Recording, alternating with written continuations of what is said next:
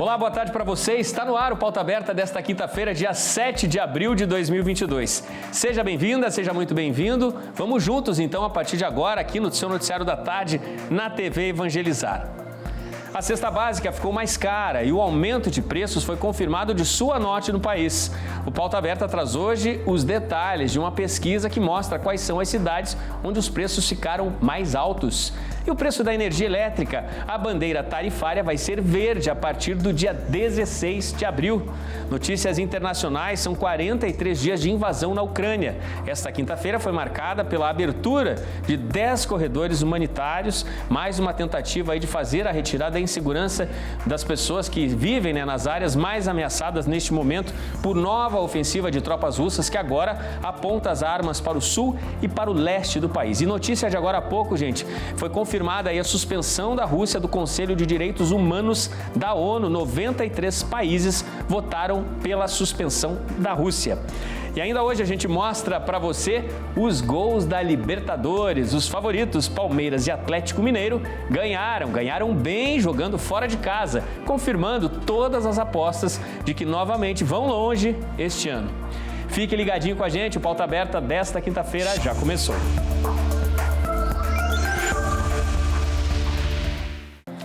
Na Ucrânia, neste 43º dia da invasão das tropas de Moscou, pelo menos 10 corredores humanitários foram abertos e garantiram, pelo segundo dia seguido, a retirada em segurança de milhares de civis que estavam presos em Mariupol e em outras cidades no leste e no sul do país. Perto de Kiev, moradores de Bucha, cidade que ficou conhecida pelo massacre das tropas russas, muitos moradores ainda procuram pelos mortos e sem nenhuma notícia deles. Uma nova dose de esperança em meio a estes longos dias de terror. Foi assim, neste tom, que chegou a notícia sobre a abertura de 10 novos corredores humanitários na Ucrânia. Novos caminhos para garantir a retirada em segurança de moradores das áreas mais atingidas no conflito. O anúncio foi feito hoje pela primeira-ministra Irina Vereshchuk. As rotas levam principalmente a duas cidades, Zaporizhia e Bakhmut, partindo da cidade arrasada de Mariupol, também de Berdyansk, Tokmak, Melitopol, Enerodar, Rubizhny e outros locais, também perto da região separatista de Donetsk. A própria vice-primeira-ministra afirmou hoje que quase 5.000 pessoas ontem conseguiram deixar a cidade portuária de Mariupol, no sul do país, e também outras cidades fortemente atingidas. A saída da cidade mais castigada, Mariupol, foi num comboio formado por ônibus e carros, liderado pela Cruz Vermelha. E de acordo com a própria Cruz Vermelha, ao menos 1.000 refugiados conseguiram sair da cidade de Mariupol. Enquanto a população civil apavorada se desloca para escapar dos tiros e do horror dessa guerra, mais a leste e também ao norte os ataques continuam.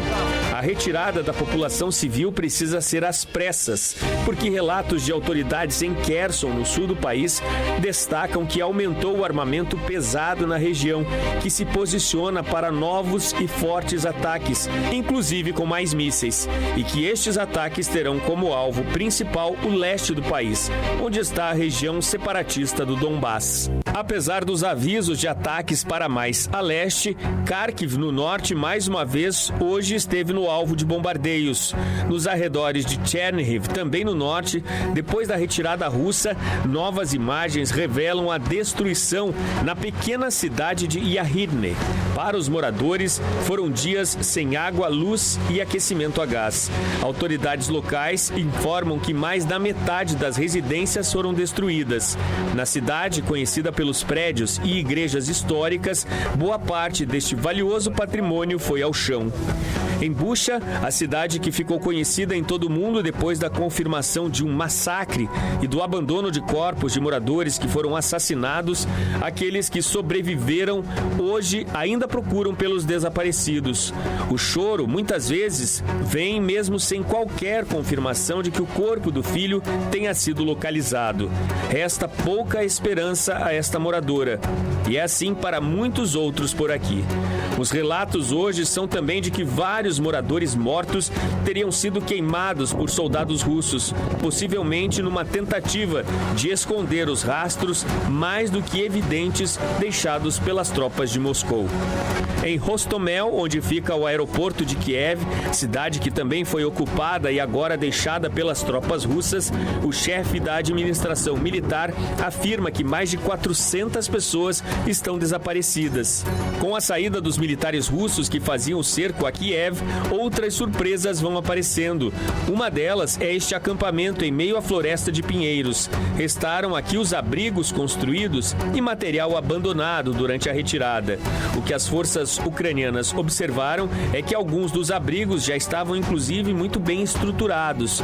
Uma estimativa indica que aproximadamente 1.000 soldados russos ocuparam o local. Os movimentos da diplomacia internacional também avançam neste dia de guerra. Na manhã desta quinta-feira, países do G7 divulgaram uma carta conjunta que repudia as ações em Bucha, cita as atrocidades registradas por lá e a carta afirma ainda que o ataque vai entrar na lista das graves violações dos direitos internacionais e dos direitos humanos. A Rússia deveria ser suspensa do Conselho de Direitos Humanos da ONU, afirma o documento. As autoridades russas, apesar de mais e mais evidências da tragédia humana provocada na Ucrânia, mantêm o tom. O ministro das Relações Exteriores da Rússia, Sergei Lavrov, afirmou que as exigências que estão num esboço de acordo de paz encaminhado de Kiev a Moscou são inaceitáveis. Também em Moscou, o primeiro-ministro Mikhail Mishustin já reconhece que as sanções econômicas vindas do Ocidente deixam a cada dia a situação mais preocupante no país. De acordo com ele, é a pior situação econômica na Rússia dos últimos 30 anos. Ciente das consequências severas que já atingem a Rússia, em novo discurso feito hoje cedo, o presidente da Ucrânia, Volodymyr Zelensky, pediu aos aliados do país que passem a rejeitar o petróleo vindo da Rússia. E foi mais longe. Afirmou que toda a demora em decidir pelo embargo ao petróleo russo está custando vidas ucranianas. A Ucrânia enfrenta, assim, um sofrimento que não passa. Vê o número de mortos aumentar a cada dia, conta os crimes de guerra, as violações aos direitos humanos, mas resiste, e com toda a força possível. Em Odessa, no sul do país, uma manifestação emocionada ontem à beira do Mar Negro mostrou mais um pouco desta força, mais esperança por novos tempos para este país, hoje duramente castigado pelas tropas de Moscou.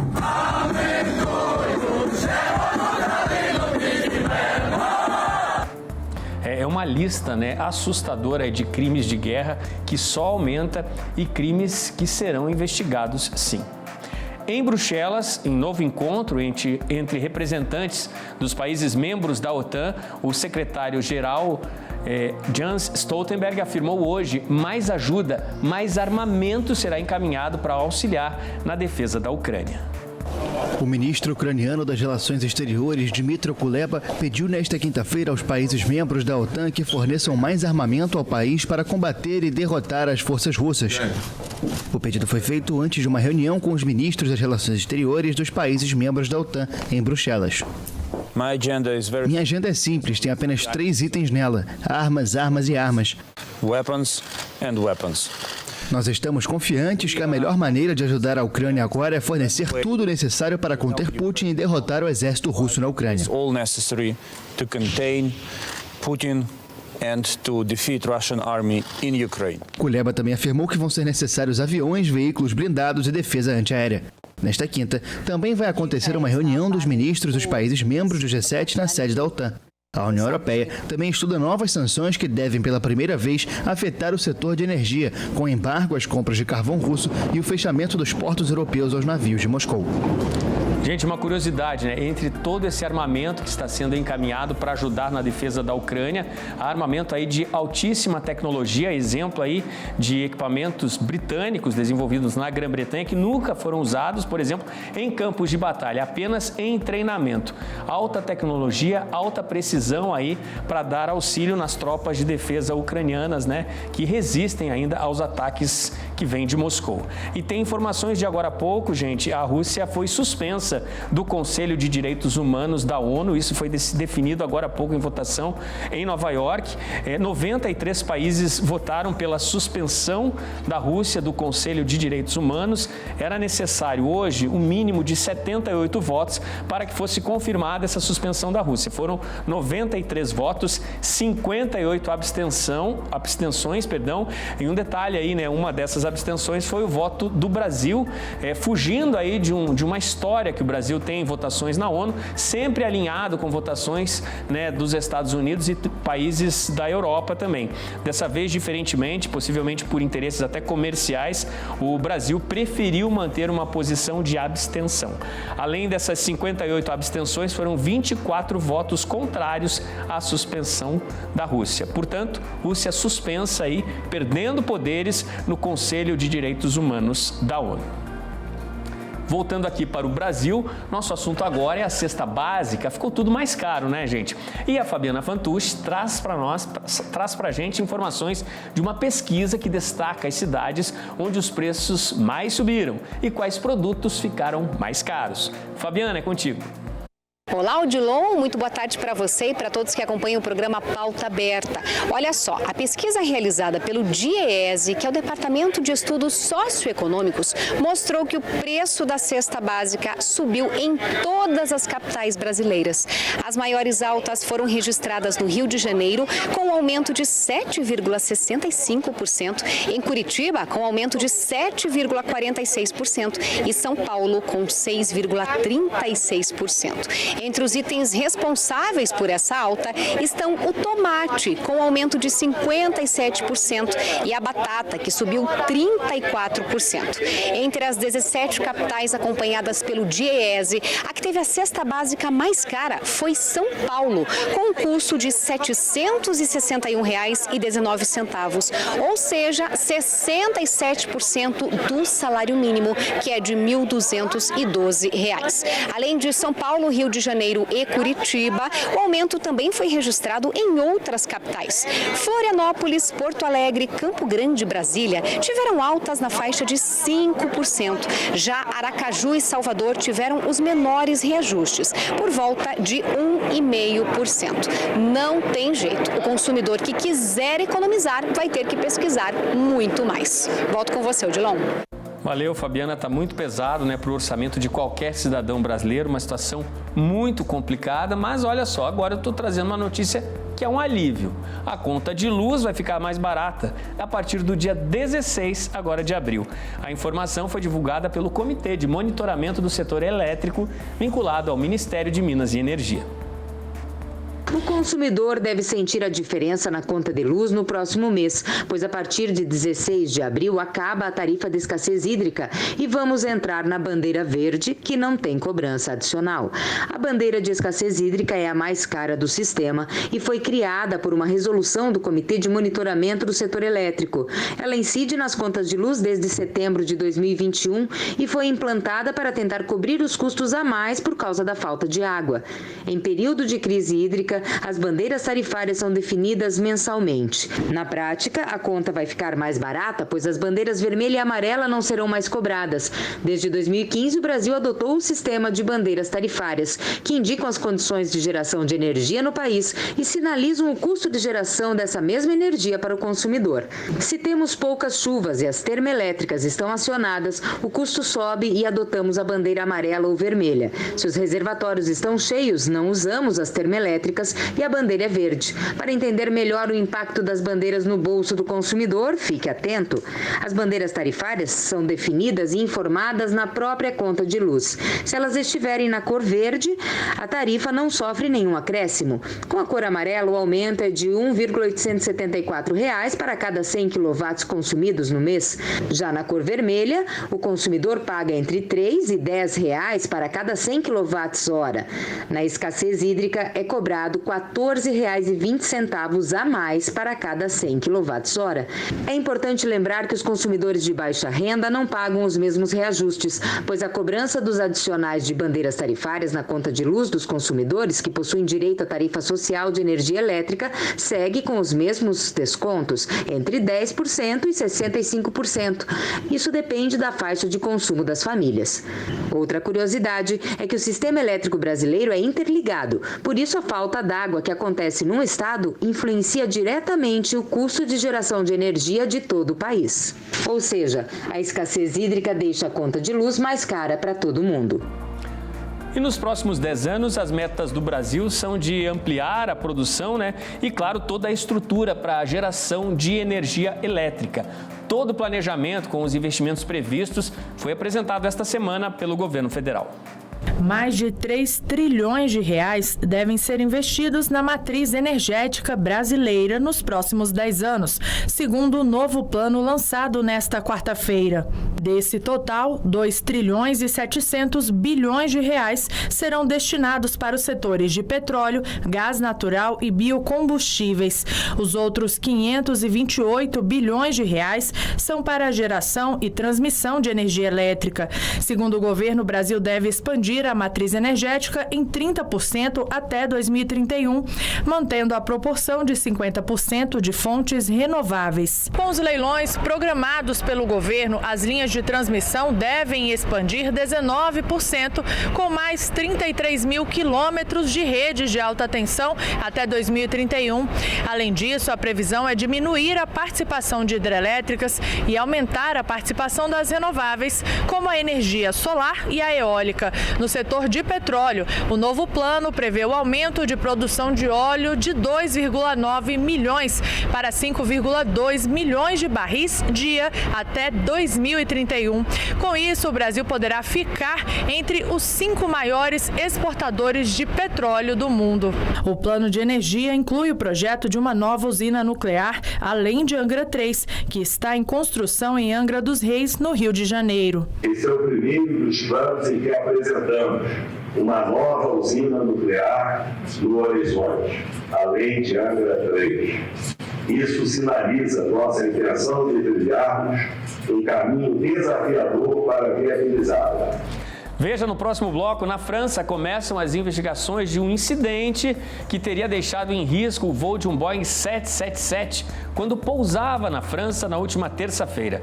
Tudo ocorreu depois de uma conversa suspeita entre piloto e a torre de controle do aeroporto Charles de Gaulle, em Paris.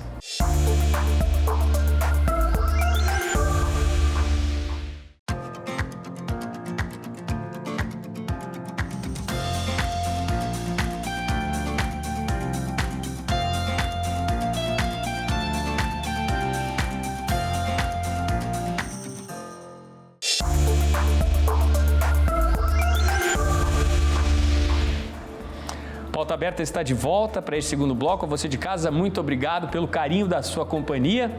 E a venda de motos, gente, disparou no país. Os números são da Fenabrave. O brasileiro parece ter encontrado uma solução para o transporte em tempos de gasolina a preço de ouro. Com o serviço de transporte público bastante demorado e cheio na maioria das cidades, o transporte individual e mais em conta ganhou espaço. Chegou a vez das motos. O Brasil nunca registrou a venda de tantas como agora. Segundo dados da Federação da Indústria de Automóveis, o aumento em março, em comparação a fevereiro, foi de 76%. Nos meses de janeiro, fevereiro e março, o acumulado de alta nas vendas está em 34%. A própria Fenabrave apresentou as duas principais causas para essa explosão de venda de moto no Brasil agora. O aumento no preço do combustível é uma das explicações. Uma moto consome menos gasolina do que um carro e a manutenção também é mais barata. Sem falar na agilidade e na comodidade proporcionadas em comparação ao transporte público, seja ele metrô ou ônibus. A outra explicação para essa alta nas vendas é o aumento também por entregas. Nas médias e grandes cidades, o trabalho de motoentrega está em alta. Na França começaram as investigações depois da conversa suspeita entre um piloto e a torre de controle do aeroporto Charles de Gaulle, em Paris. O incidente teria deixado em risco o voo de um Boeing 777 quando pousava no país na última terça-feira. O avião estava meio fora de controle. Isso foi dito pelo piloto do Boeing 777 da Air France quando se aproximava do aeroporto de Paris na última terça-feira, dia 5 de abril. O incidente foi registrado numa gravação do setor de controle de tráfego aéreo e considerado grave pelo Escritório de Investigações e Análises para a Segurança da Aviação Civil da França. De acordo com os investigadores, esse trecho da conversa comprova a instabilidade dos controles de voo no fim do procedimento de pouso, controles rígidos e oscilações da trajetória de voo. Outros trechos da conversa entre piloto e controladores também estão sendo analisados e causam medo. Olha só o que foi dito. Nós andamos por aí com um problema com comandos. O avião estava meio fora de controle. Estamos prontos para retomar a aproximação final com orientação por radar. Dê-nos tempo para administrar a situação e depois nos guie com vento de popa. O escritório responsável pela investigação disse que vai esperar o fim do processo para divulgar as causas desse incidente. Dados do voo registrados pelo gravador de voz da cabine e das caixas pretas do Boeing estão sendo analisados. E a gente continua com o nosso noticiário internacional porque a semana tem sido marcada por violentos protestos no Peru. O país enfrenta uma séria crise disparada de preços em vários setores, entre eles o de combustíveis, e que levou a população a ir às ruas protestar. Um confronto entre policiais e manifestantes que bloqueavam uma rodovia no sul do Peru deixou um morto e ao menos 15 feridos. Um trabalhador agrícola que participava do bloqueio da rodovia Pan-Americana na região de Ica, a 300 quilômetros da capital, morreu durante um confronto com policiais. Segundo os médicos, os feridos que chegaram ao hospital são 12 policiais e 3 manifestantes. Os confrontos ocorreram quando um destacamento da polícia tentou expulsar dezenas de trabalhadores agrícolas que estavam bloqueando a rodovia. A tensão vem crescendo no Peru desde segunda-feira, quando houve protestos na capital Lima, Ica e várias regiões do país contra o aumento dos preços dos combustíveis e alimentos, o que levou o presidente esquerdista Pedro Castilho a impor um toque de recolher de surpresa e que foi repudiado por vários setores da população. O presidente acabou suspendendo o toque de recolher na terça-feira, após uma reunião com os líderes da oposição que dominam o Congresso. Enquanto no centro de Lima ocorreram confrontos entre manifestantes e policiais e depredação de prédios públicos e lojas. A peregrinação Caminhos de São Paulo, Turquia e Grécia, julho 2022, é o nosso assunto agora. Venha junto com a TV Evangelizar e a Peregrina Brasil, com o padre Evandro Landri e a Missão Guadalupe, conhecer os locais onde o grande apóstolo São Paulo percorreu, evangelizando na Turquia e na Grécia. São 2 países lindos, hein, gente? Serão 16 dias de espiritualidade, com imersão na Bíblia e na cultura destes 2 países. Você vai conhecer Atenas, Hidra, Poros, Égina, Santorini, Corinto, Esmirna, Éfeso, a Capadócia, terra de São Jorge, e também vai fazer um incrível passeio de balão. Você vai conhecer a cidade de Tarso, o local onde Paulo nasceu, e Istambul, a antiga Constantinopla. Peregrinar faz entender melhor as Sagradas Escrituras. Peregrinar também é evangelizar, e evangelizar é preciso. Peregrina Brasil e TV Evangelizar. E no estado de Pernambuco, um projeto assistencial oferece uma segunda chance para mulheres que sofrem com a dependência química. A fé e a esperança são aliadas do tratamento muito especial oferecido por lá. 1 ano e meio após o lançamento da Pedra Fundamental, a Arquidiocese de Olinda e Recife inaugurou a Fazenda da Esperança Irmã Lindalva Justo, no município de Primavera, Mata Sul de Pernambuco. A fazenda vai acolher mulheres com dependência química e ajudá-las a se livrar do vício das drogas. Hoje nós começamos a realizar um grande sonho, um sonho acalentado já há tanto tempo e que hoje se concretiza. A nossa Fazenda da Esperança Feminina, tendo como modelo a irmã Lindalva, uma mártir que viveu com tanta intensidade o compromisso com a palavra de Deus. E é a palavra de Deus que vai transformar a vida de tantas jovens e adultas que virão para esse lugar, para se encontrar com Deus e largar completamente o vício. A A missa em ação de graças pela inauguração da fazenda foi campal e contou com a presença dos fundadores do Carisma, Nelson Giovanelli e Frei Hans Stapel. Autoridades e colaboradores da região também participaram da celebração. Eu estou contente porque mais mulheres têm a chance de encontrar Deus e encontrar a si mesmo, sua dignidade, superar as dificuldades. A Casa de Primavera tem capacidade para receber 25 mulheres e até 12 bebês. Isso porque é comum as acolhidas chegarem grávidas, como Paula, a primeira moradora, que vai ter seu bebê daqui a 1 mês. O marido está sendo acolhido pela fazenda masculina em Jaboatão dos Guararapes, também para tratamento. No alto da colina e com a ajuda das missionárias, Paula espera um bom futuro para seu filho. Que ele não me veja mal, mas que eu me veja já na recuperação, que ele cresça comigo agora, a gente bem, né? Primeiros desafios, a pessoa desejar se recuperar e ver que é diferente, né? Que não é como a clínica hospitalar, né? É uma experiência mais de comunidade terapêutica, onde a gente vive como família.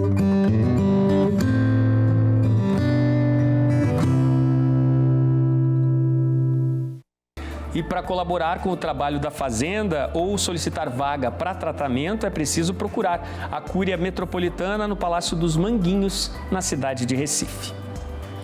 E Antonina, no estado do Paraná, ganhou um espaço cultural muito importante, de valor simbólico. Ruínas históricas agora têm todo o destaque num dos mais belos lugares do litoral. Antigas ruínas de Antonina deram lugar a um espaço cultural no litoral do Paraná. Aqui, na metade do século XIX, funcionavam os grandes armazéns para estocar a erva mate. A produção do Paraná vinha de trem e ficava abrigada aqui até partir de navio para São Paulo, Rio Grande do Sul, Argentina e Uruguai. Esses arcos à beira-mar eram uma vaga lembrança desse período próspero do sul do estado, que permitiu o crescimento e o enriquecimento de cidades como Curitiba. Os arcos foram mantidos e um cubo de vidro foi criado.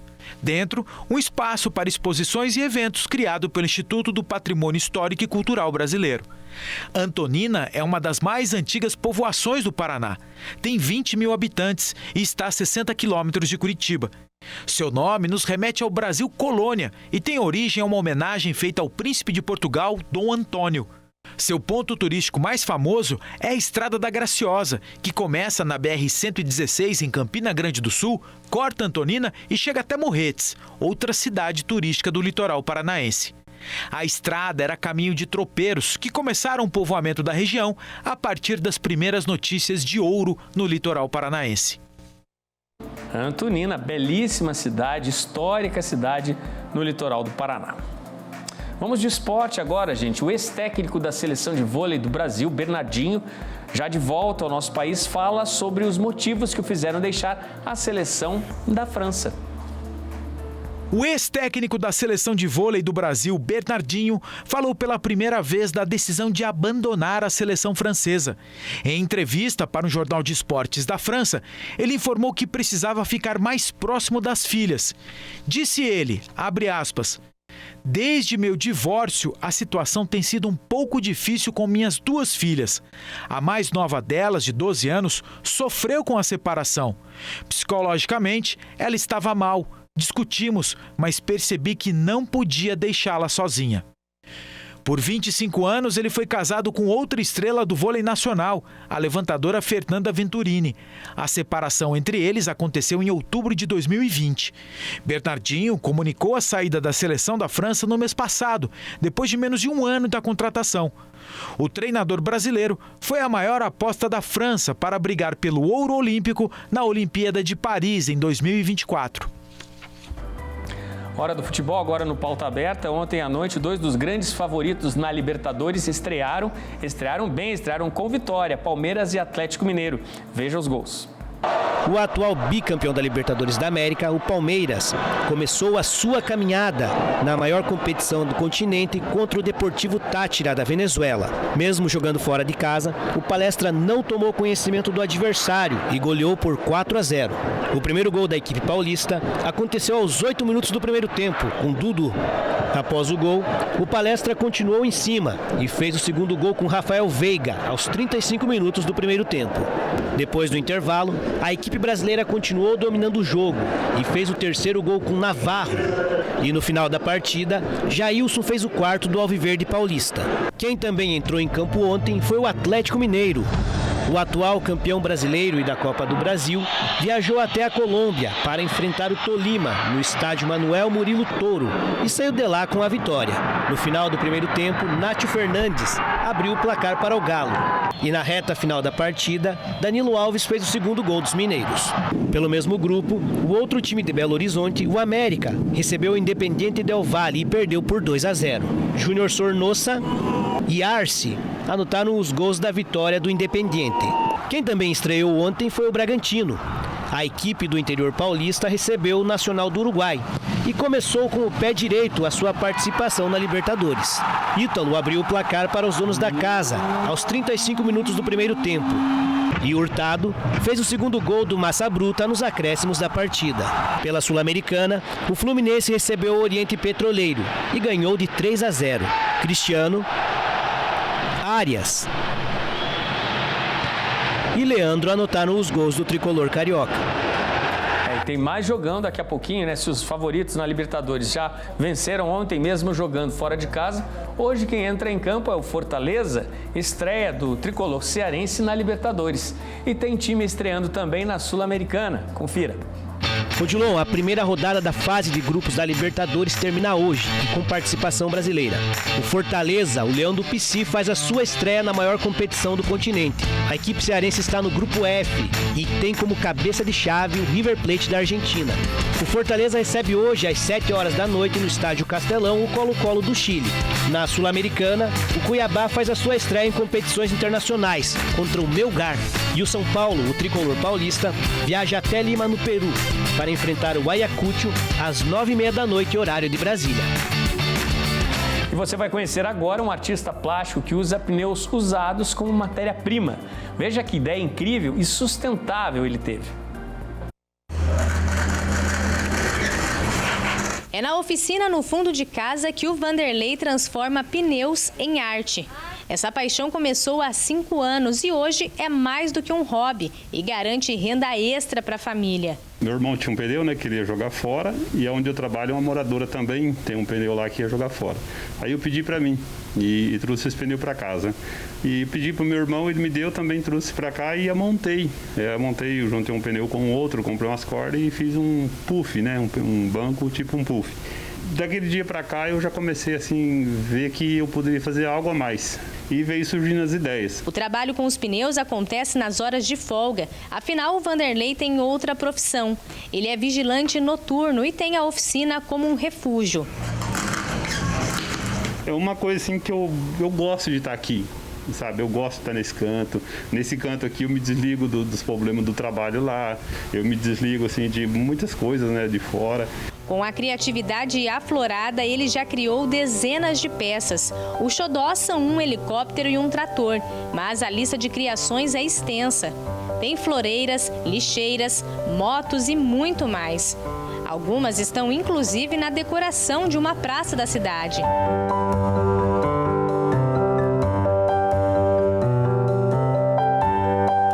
O artesão também faz peças em madeira, mas ele admite, gosta mesmo é de trabalhar com a borracha dos pneus.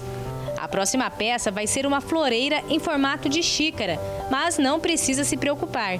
O Vanderlei, além de tirar os pneus da natureza, que levam cerca de 600 anos para se decompor, faz tudo direitinho para evitar o acúmulo de água e o surgimento do mosquito da dengue. A gente tira lá da rua atrás e faz o corte dele todo certinho, né? Faz um corte no fundo, onde há risco de acumular águas.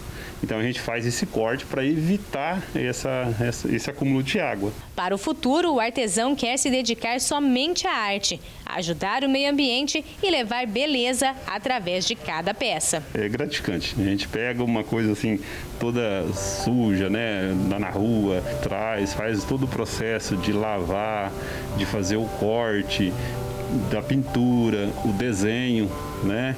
Então, assim, é uma coisa que não tem nem explicação, é uma felicidade muito grande, eu gosto.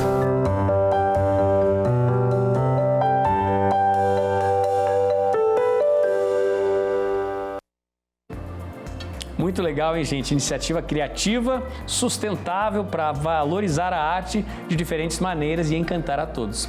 E inspirados assim, a gente se despede. A você de casa, muito obrigado pela sua companhia, um ótimo fim de tarde e até amanhã aqui no Pauta Aberta na TV Evangelizar. Tchau, tchau.